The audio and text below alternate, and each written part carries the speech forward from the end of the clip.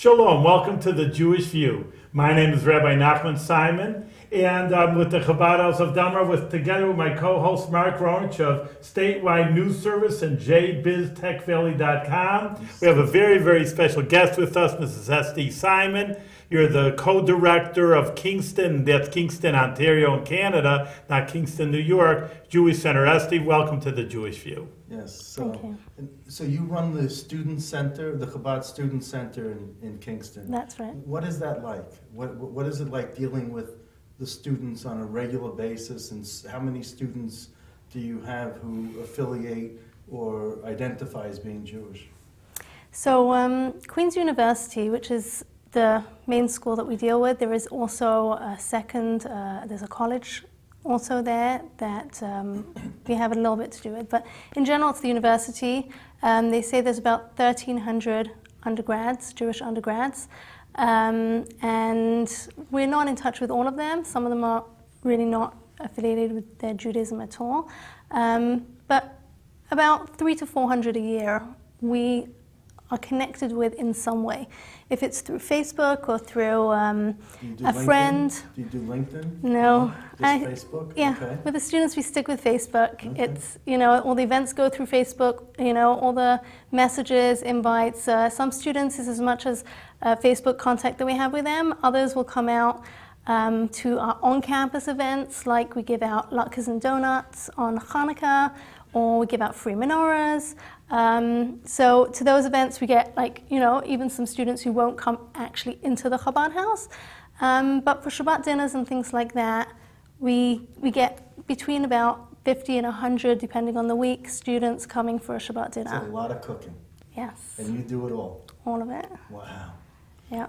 That's a... Do you have, explain some of the different events that bring out kids? Again, like you say, it's not easy to have these Jewish students come. It's a nice percentage and it's nice work you're doing, but obviously you're probably looking for 100% participation and more and more.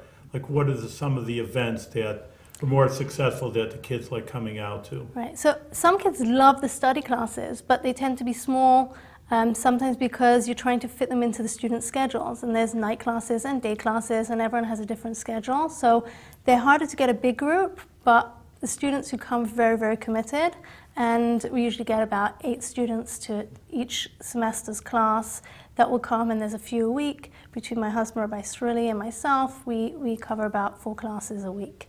And bigger events would be the Shabbat Dinners. That's really the, once a week that the students want to come out for good hot food, chicken soup with matzo balls. It's always a huge hit. And the homey environment, they say that it's the family life, seeing the kids running around and the kiddush and the real traditional parts So of it. food's the connector. Food's what binds you. It is a big, yeah. it is Well, I it's think a very big also, part.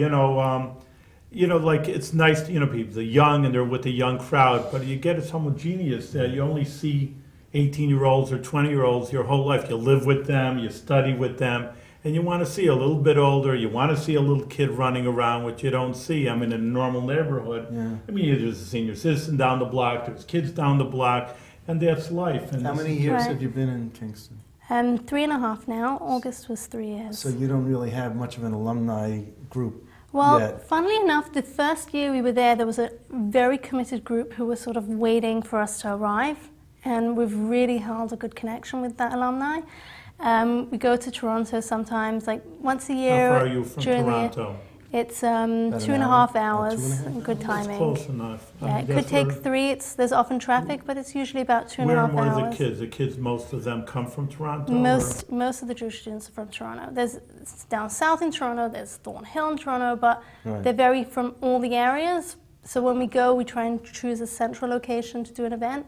We usually do one Shabbat dinner in the winter, and then we do something, in the beginning of the summer. A reunion kind of thing? Yeah, for the alumni. Because that's very important. One of the because it's such a large budget in terms of feeding all these folks, you do have to keep that revenue continually coming. My background is fundraising, so I'm sensitive to that. But Yeah. that's where that helps you get Right. through the current year by the people who benefited from you in previous years. Absolutely. Can contribute, and then once they start working. And We've already seen how grateful they are and their support, and that is 100% the case. Yeah. Now I got to tell you a quick story. I hope it's funny. But I was at a conference in northern New York, and we were with some county legislators from Ulster County in New York here, just a little south of Albany. And of course, we have Kingston, city of Kingston in Ulster County. And this guy happened to be a county legislator who represented Kingston. So we decided to take a drive to Kingston, Ontario. And we took it's a box, a city hall in Kingston, Ontario is like a boxed building. It's very white, is what I remember. And it has Kingston City Hall etched in over the entrance. And we took a picture of him in front of Kingston City Hall, and we were making a spoof about, you know, how they changed Kingston, New York City Hall, and it looks like this now. But we didn't quite have Photoshop at the time, so people kind of believed it. So we did an event at the City Hall in Kingston. No, you did. Because we did a Shabbat 100, and at the time we were just doing all our events out of our house. And we could only seat about 50 people with removing all the furniture in the dining room and living room and really squeezed tight. So for this event, we wanted it to be a little bit more classy, and we rented out one of the rooms in Memorial Hall at City Hall, and it was beautiful. And the mayor there was very welcoming to do that? They rent it out. They rent it out. But did the mayor come? Was he welcoming? No, he wasn't. He didn't come. It wasn't a public event. It was just for our students. I know, but still, if you're at the city hall, the mayor sometimes says, "Oh, I want to meet him." You would have had Mark there. You would have had the mayor. Maybe we should have invited him.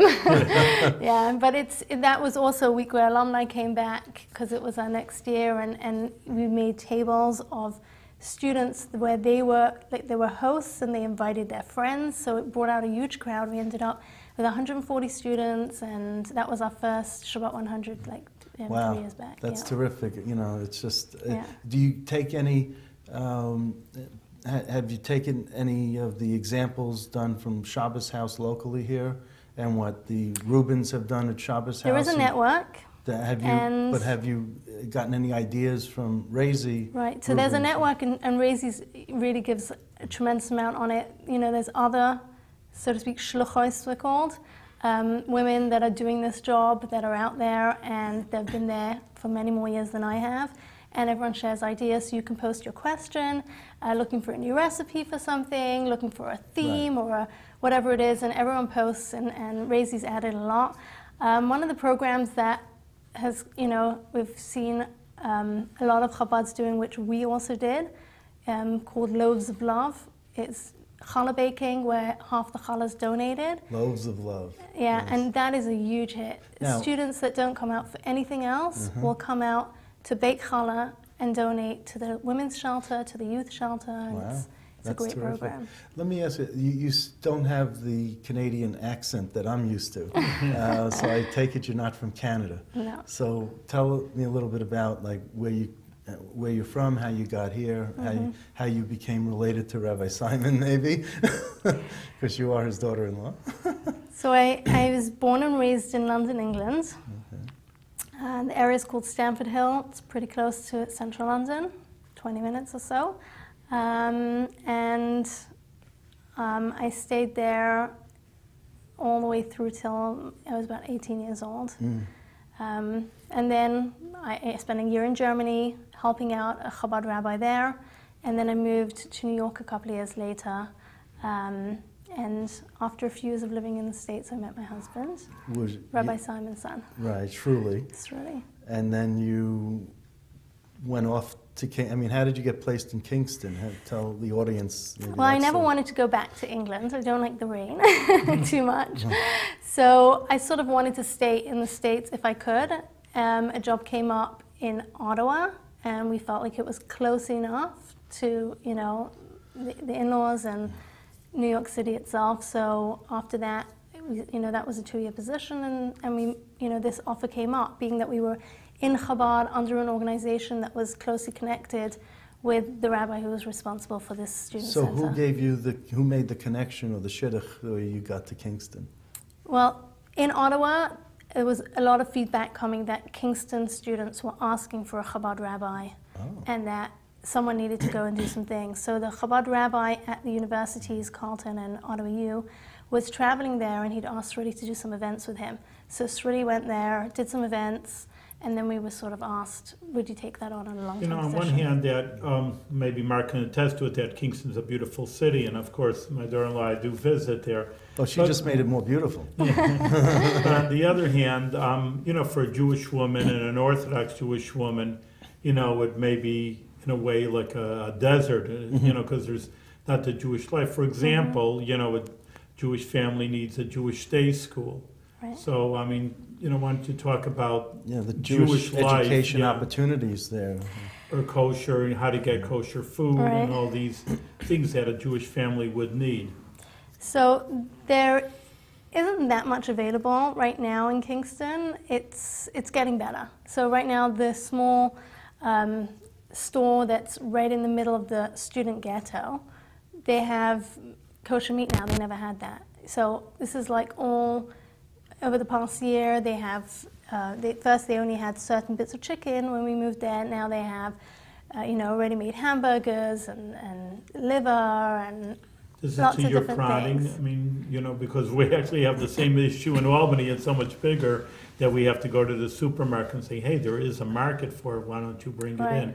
You'll see, you'll get business. So Right, so they have matzah, they have, you know, the regular Jewish food, so to speak, there. But as far as Chabad, we have certain standards. There's certain breads that we'll only eat bread baked by a Jew, which isn't so available in Kingston. So most of the bread we eat, I'm baking, especially the challah every week. You know, if it's 100 people, I'm baking challah for 100 people. But I How many don't... challahs is that? 10? About 15. 15. More, usually. Like just for Friday night will be 15. But, I mean, the students love the challah and they come out for it, so I don't really see it as, you know, as a deficiency there, that there's no challah. No, but you're filling that void. Right. That's terrific. But what are the Jewish education opportunities there?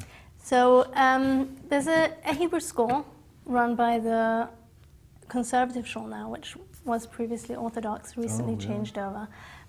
So there is a Hebrew school there. That's on Sundays and Wednesday evenings. For a Jewish day school during the day doesn't exist.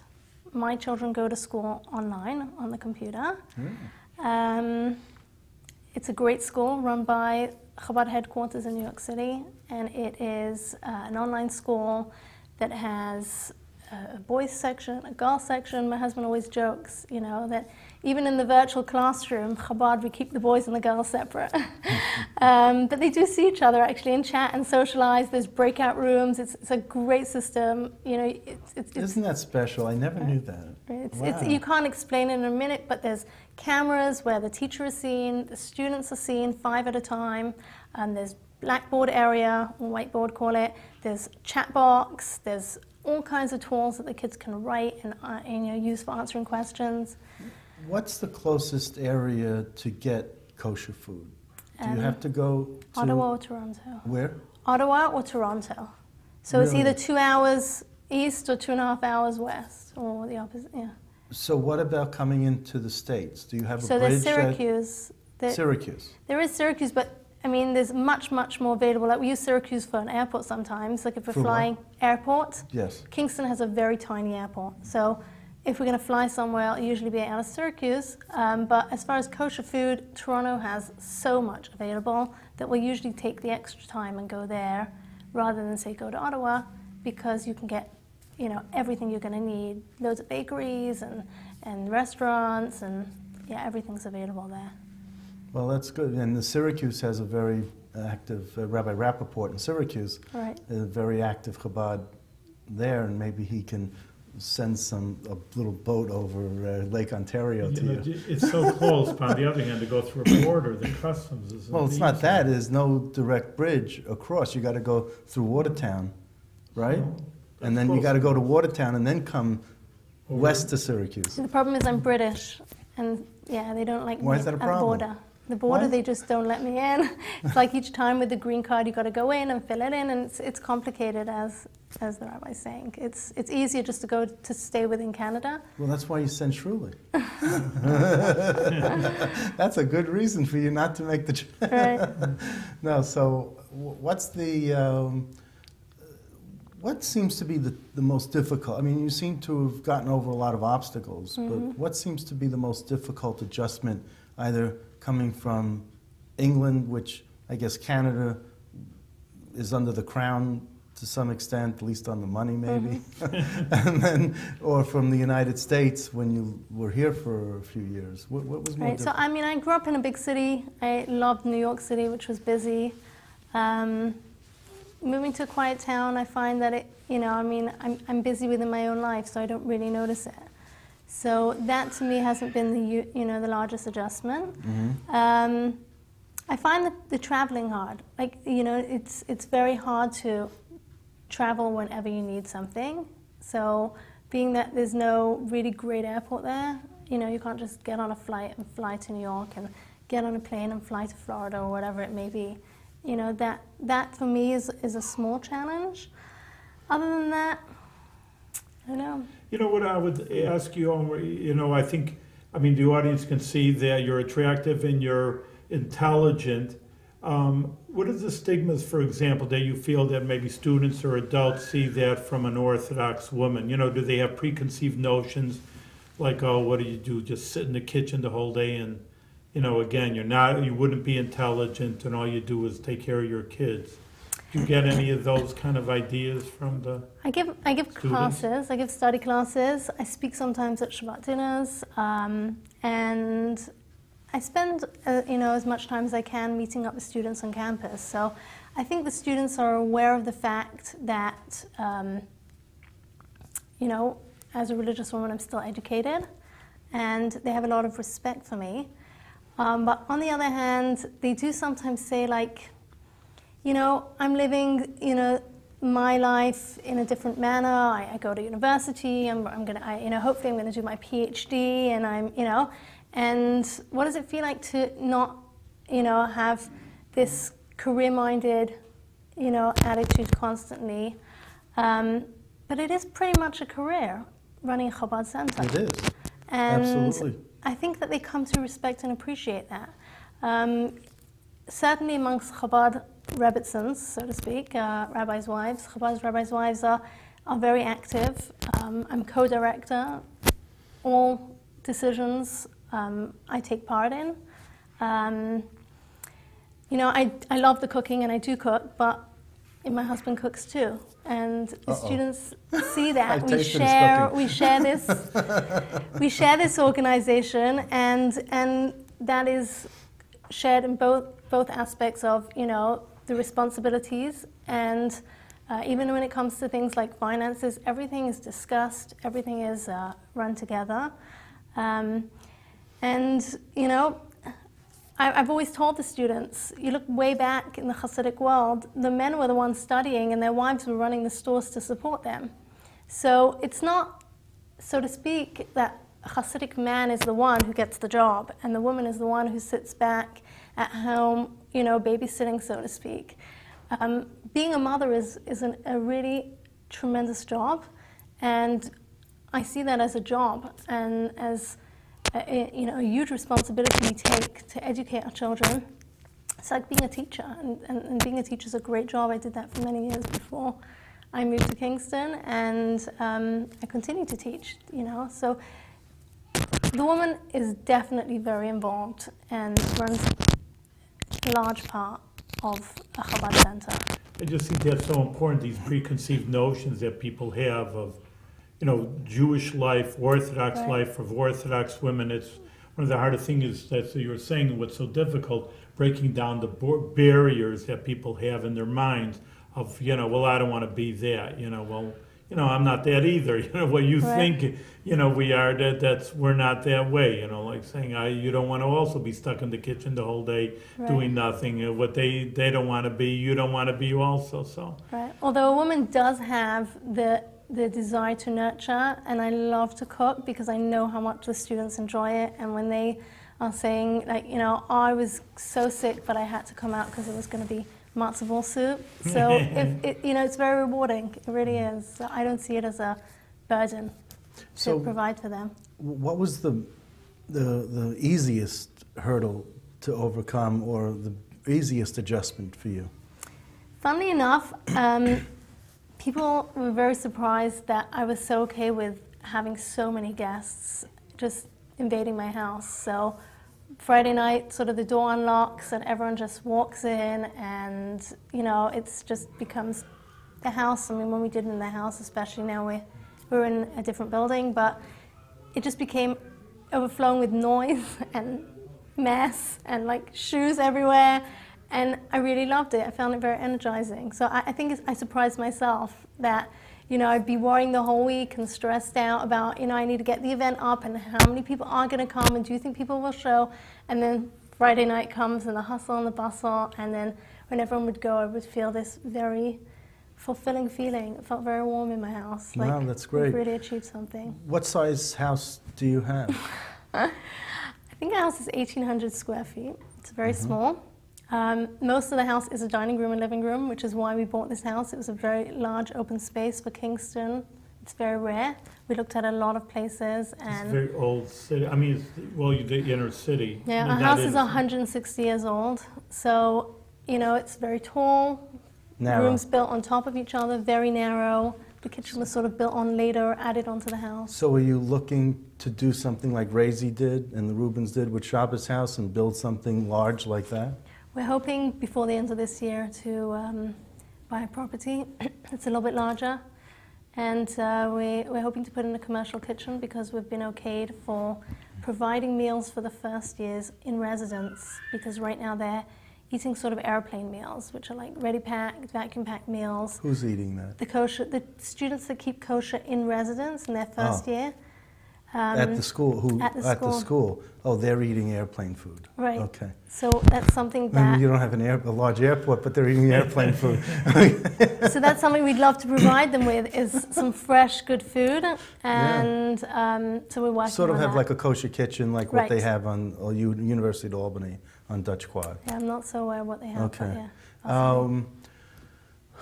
I was just, this has to be some sort of major successes that you might have had so far.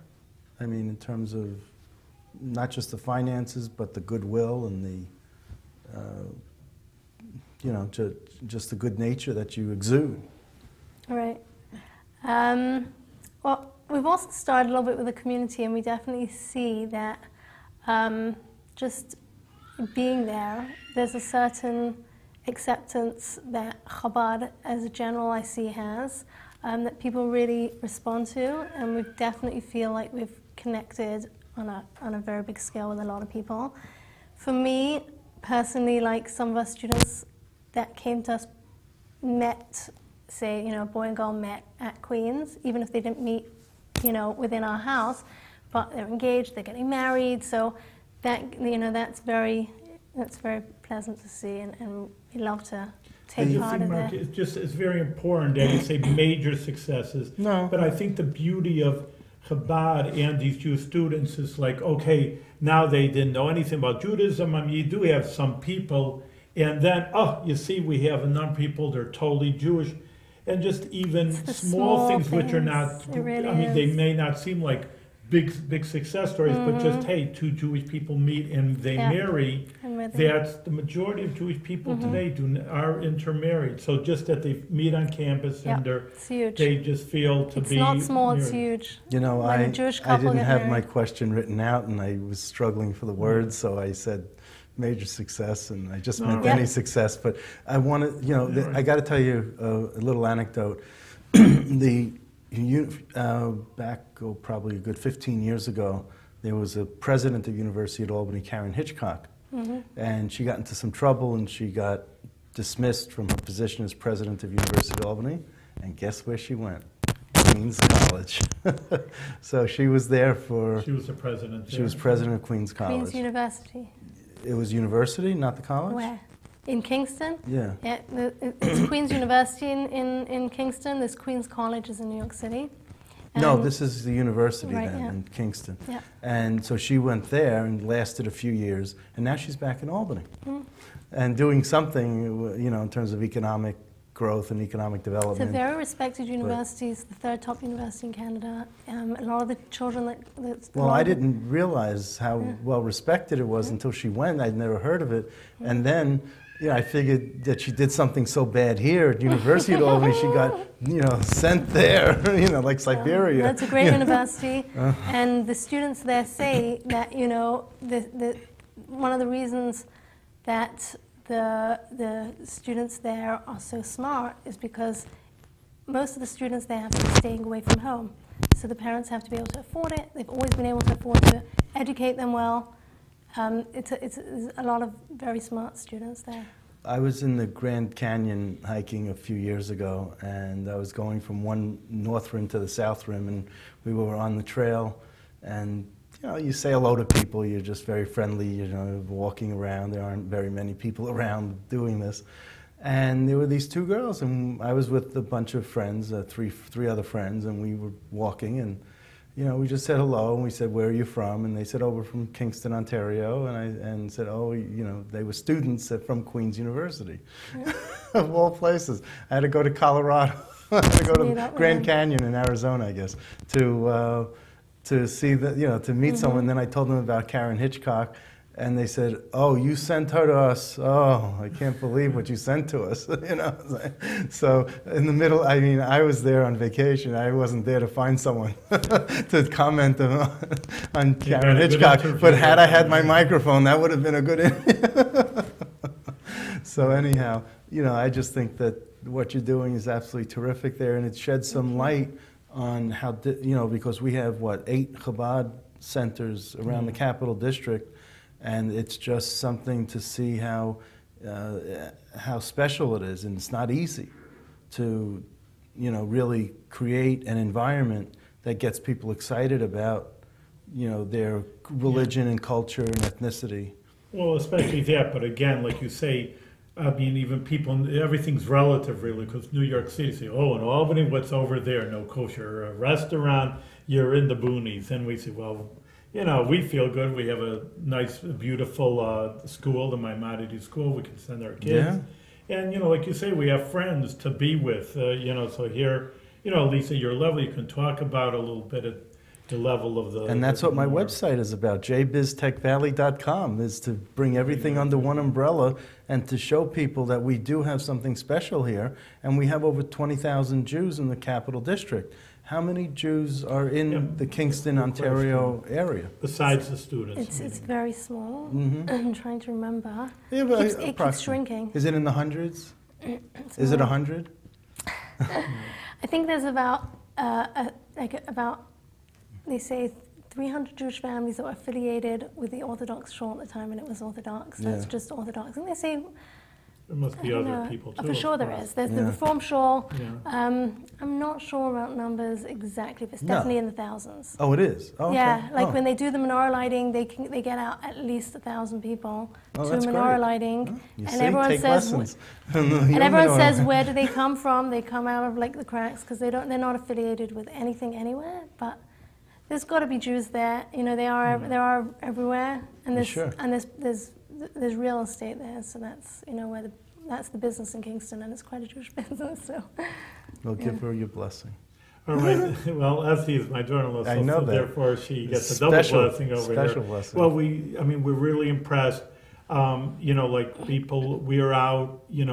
People say, "Oh, Rabbi, you're out in New Albany and Delmar," but especially someone who's kind of by yourself, and no one's really by themselves. But listen, day to day. There's no school for your children, and so you're doing a lot of good work. So I can attest to that things are growing, and it's a home away from home for so many hundreds of Jewish students. It's something that's almost like a lifesaver for them, because, you get a student, people don't realize you're away from home, and a lot of people come from traditional homes. There's Friday night, that they deal with their parents, and now no parents, no Jewish environment, and you're all alone. And that's a lot where the troubles come from, the Jewish troubles of intermarriage and assimilation, because you're there for 4 years with a master's degree, 5-6 years, and these are formative years of their lives, and they grow up with nothing. And here there's an anchor that there's something special, there's Jewish life, it's alive, it's well, and like I say, young people are into it. It's not just for old people. Of course, I'm 29 years old, just remember that. And, it's just for younger people like yourself that, again, like I say, you can be attractive and intelligent and, with it, so to speak, and doing nice programs, exciting programs. Keep up the good work. Keep it going. Not only keep it up, but grow. That's a major thing. Grow. And you have any plans for the future? I mean, you're talking about being in your home, or so this is a bigger building. The kosher kitchen idea is something that we've been really putting a lot of effort into. Food really brings people closer. It makes a strong connection. Absolutely. So it's a big thing for us. Especially for me. Yeah. I'll come to Kingston just for food. And the building will be nice. Hopefully you'll get a bigger size building that'll attract more people too. People like a big building. I mean, a lot of people, like you say, like your personal home. We have that also, So and some people, I see that beautiful building you have. We've been now in an old Blockbuster that one of the Jewish members of the community owns, and he's kindly allowed us to use its space. And because it's a commercial building, we've sectioned off some areas in it, it's less warm. So we're looking forward to having a home again. That's what we're looking for. We can have a bigger space within a home, and we can bring them in. Put the two together. Thank you very much, Esti, for being on Jewish View, and give you our best blessings. This is special. Thank you.